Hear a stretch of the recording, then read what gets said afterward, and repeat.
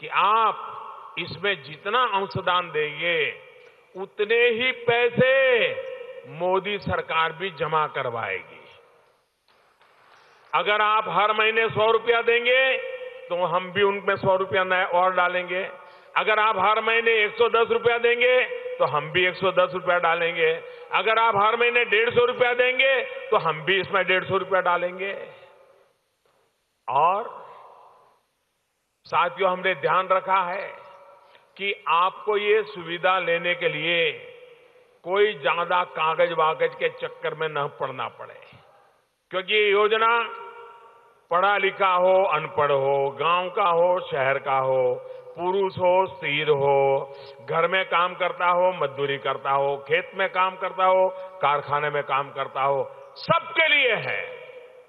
योजना का हिस्सा बनने के लिए बस मेरे श्रमिक साथियों को अपने नजदीकी कॉमन सर्विस सेंटर में जाना होगा। वहां एक फॉर्म भरवाया जाएगा जिसमें आपके आधार नंबर और बैंक में जो जनधन खाता है उसकी जानकारी चाहिए। बाकी कोई कागज आपको जमा नहीं करना पड़ेगा। आपका काम सर्विस सेंटर पर सिर्फ कुछ ही मिनट में हो जाएगा। और यही तो है डिजिटल इंडिया का कमाल।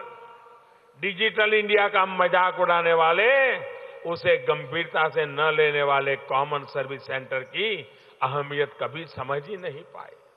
साथियों, 2014 से पहले देश में जहां लगभग 80,000 कॉमन सर्विस सेंटर थे, वहीं अब हमारी सरकार में इनकी संख्या बढ़कर के 3 लाख से ज्यादा हो गई है।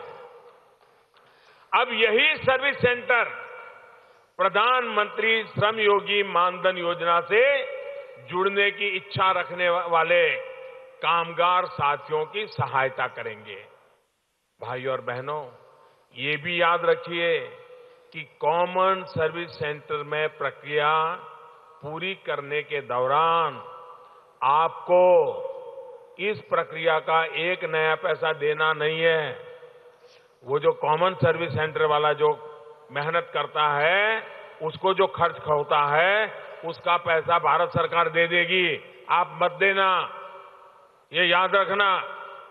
30 रुपया जितना उसका खर्च होगा वो भारत सरकार कॉमन सर्विस सेंटर वालों को दे देगी, ताकि मेरे मजदूर भाई बहन को ये 30 रुपया उसके जेब से देना न पड़े। दूसरी बात ये भी ध्यान रखिए कि आप कितना कमाते हैं, इसका प्रमाण देने की आपको जरूरत नहीं है। आप 15,000 कमाते हैं, 15,000 से कम कितना कमाते हैं, 9,000 की, 11,000 की, 12,000, आपको कोई सर्टिफिकेट देने की जरूरत नहीं है। ये मोदी को आपकी ईमानदारी पर भरोसा है। और मेरा देश के मजदूरों पर, देश के गरीबों की ईमानदारी पर सबसे ज्यादा भरोसा है। साथियों, फॉर्म भरने के बाद आपको अपने अंशदान की पहली किस्त वहां नकद जमा करानी होगी, पहली किस्त। और उसके बाद हर महीने आपके बैंक खाते से आपका अंशदान कटता रहेगा। फिर आपको कहीं जाने की जरूरत नहीं पड़ेगी।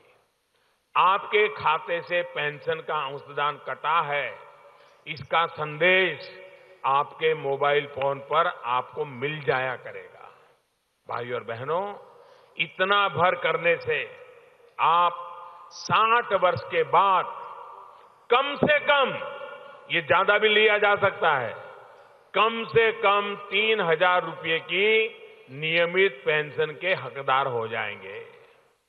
अगर दुर्भाग्य से किसी कामगार साथी की 60 वर्ष के बाद मृत्यु हो जाती है और उसके पेंशन खाते में फंड है,